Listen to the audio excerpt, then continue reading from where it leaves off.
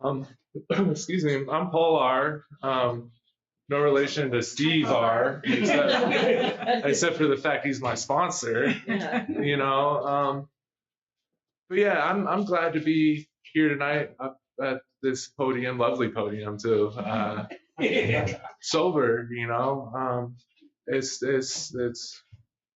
suspect. I was wondering what that was, you know, like, okay. And it makes sense now being a newcomer, you know, and I'm glad that I'm a newcomer. I'm glad I'm any comer, honestly. And you know, so about me, my first drink, I was 13, and I remember I liked the effect so much that I drank to the point of blackout immediately. And it was kind of like that for about 20 years, it seems like. And in that 20 years, a lot of those trial by error, you know, like I outside issues are a big part of my story, you know, so it's hard not to include them into it. But, you know, I started using heavy drugs at about 15 years old, which kind of put me in a certain mindset where it's like cool to be running around out on the streets and everything, right? So by the time I'm 18, I'm hustling in downtown Seattle on the corner, freaking sleeping on buses, you know, in the alleyways. And this is normal, you know, it's all I knew. And, you know, you would drink yourself to a point where you would be able to sleep on that park bench, you know, and you would hustle up just enough so when the Pike Place Market closes, you could go get discounted humbows, you know, because they're just going to throw them away anyway. And, you know, that was my story for like a good part of my youth, you know, and then at a point in time, I decided to put outside issues to the side, you know, and I quit those outside issues by drinking, 100% by drinking. And like during that period of time, it's like the only period of time where like there was like a little bit of growth, you know, because it's like, yeah, I'm not sticking a needle in my arm, you know, but I'm still drinking at the same time. And it was perfectly acceptable to me because it's alcohol, you know, you can buy it at the store, you know, I don't have to do like this whole weird routine to do it, you know, and you know, my life started getting better. You know, I was able to get a place to live. You know, I was able to, you know, get a job. Like, what's that? You know, I'm like 23, 22 years old, and I've never worked a day in my life. And you know, and I was able to start putting life together. But when I would drink, you know, I have a lot of anger inside of me from my upbringing and everything. And that anger would come out when I drank. And you know, it made my life a certain way to where I was isolated, you know, because of the way that I acted. And I didn't like it, you know, so like about 27 was the first time that it was like, I'm not court ordered, you know, and I used to do this thing called 3 hot and a cot, you know, in the middle of winter, and you know it's going to be 17 degrees for the next week. You go check into the Salvation Army, you know, and you get sober for that 2 weeks and get back out. You know, I had stints of sobriety like that, you know, and like when I was about 27 was the first time where like it was like, oh, there is a way for me to do this without being told to, you know, like with all that exposure I had, but plus all the exposure I had growing up, you know, to this, whether it be court ordered or court ordered. And I say that, but I also have an older sister who has like 18 years sober, so that's pretty amazing too. Just watching her whole process and everything, you know, it's like, oh man, I know a place where I could get sober, you know. And 27 was 8 years ago, 9 years ago, you know, and in that 9 years, I've definitely been more sober than drunk, you know. And during the stints of sobriety, you know, it's like, and then I'll relapse. And this life that I built for destroyed, absolutely destroyed. You know, like example, 4-bedroom house, private lake community, girlfriend, daughter, you know, in the house, gone. And then it's like, oh, let's start over again. Let's rebuild another life, and then I'll get another 9 months, and then bam, alcohol takes my life away from me again, and then like the cycle just kept going and going, and it's tiring constantly, knowing that like that that things are going to end up bad, and I know that they're going to end up bad, but my desire to drink is so strong that I'll still drink. That's just crazy. And but I really started at like trying to work this program, and like one of those cycles happened or whatever again. Like shocker, yeah, like who knows? Like it's just freaking crazy. If I drink, my life's gonna end up crummy, and I'm gonna end up in the exact same spot where I always end up, and that's honestly not wanting to be alive. And like I gave the steps a chance, like I actually got with a sponsor, and I was willing to work with that sponsor and go through the steps. And the process of that, like it was eye opening. Like who would have thought that if you got to step 12, you would understand the program a little bit better? Like, yeah, seriously though, like 15 years in, and I think I know it, and then oh my gosh, you do the steps, and it was like a real eye opening experience of like this whole time I've been doing it wrong. Like I just had to do the steps. Shocker. And with that being said, like the amount of like freedom I felt on the inside, it's hard to explain.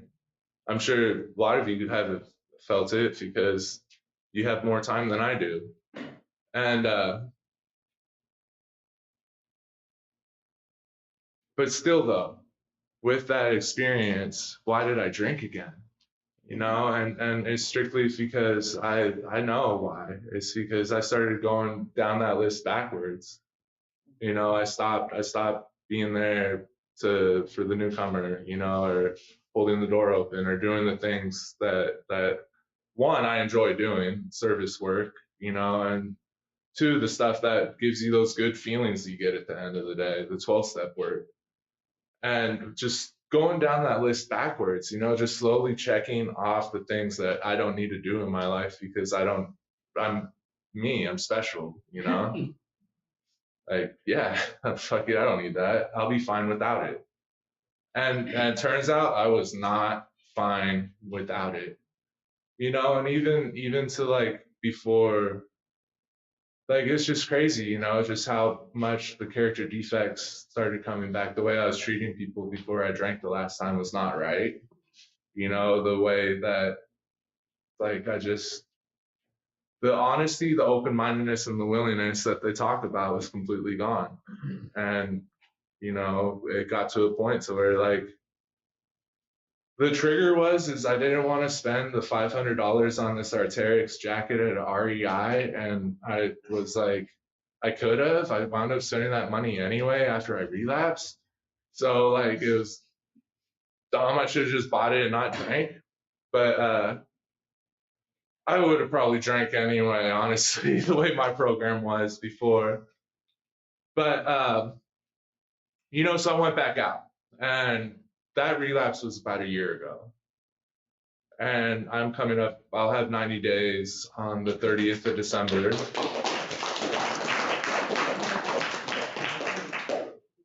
And, like just going back out again after experiencing the 12 steps was like the overwhelming defeat, like on the inside. And it's bad because I suffer from an allergy. If I have alcohol inside my body, I'm going to crave more alcohol. And if I'm already in that spiral, I don't have an excuse to stop. And that's where I was at every single day. I did not have an excuse to stop. I had no reason to stop, like I'm functioning except for the fact that like I isolate, I don't talk to people. I don't leave my house. you know, just felt completely alone, just felt completely useless, you know. Like I would have every single like pipe dream I would have, or like these little goals I would set for, nothing was getting accomplished, you know, and just on the inside, but even though nothing on the outside really was that bad, you know, on the inside, I was just freaking Ryan, just completely Ryan. And I don't know, for some strange reason, you know, I went on one of my normal weekend binges, and the weekend binge just kind of hit a little bit differently, where, you know, I don't know, my car was stolen and I was like super shaky. So I had to walk up the street to get another bottle, you know, and I'm walking up the street shaking to get it. Then it's pouring down rain and I'm walking up the street to get this bottle. And then I take one sip and I just instantly start throwing up. And I'm like instantly taking another sip, you know, because like that if throwing up, how am I going to feel it? You know, it's not supposed to be like that. And you know, I was just sitting there like coming up with all these excuses to keep drinking, you know, like, oh well, just wean yourself off, you know. And I'm like, I've been telling myself that for the past 4 months, just wean myself off. And what happens is I just wean myself off to get drunk enough, like I wanted to get drunk again on Friday night, you know. And then just that cycle. And I don't know, by some truly divine, because I couldn't stop myself. You know, I was able to not drink for like 3 days, right? 3 days. I was able to not drink. And then this girl, she came over for like a date or whatever. And I told her 3 days I'm not drinking anymore. And she comes over and it's like, oh, la, la, la. And then all of a sudden she's like, I don't want to be with someone who's not going to drink. And I'm like, okay, here's the door, you know? But like right before that, I found this unopened fifth underneath my bed. So like why wasn't that there 3 days ago? You know? And I found this unopened fifth underneath my bed, and I put it in the cabinet or whatever. And so she leaves, and I'm sitting there, and I'm like, this feels great. And I just kept thinking about that fifth, and that fifth sat there all night long, and I stayed awake all night long thinking about that bottle.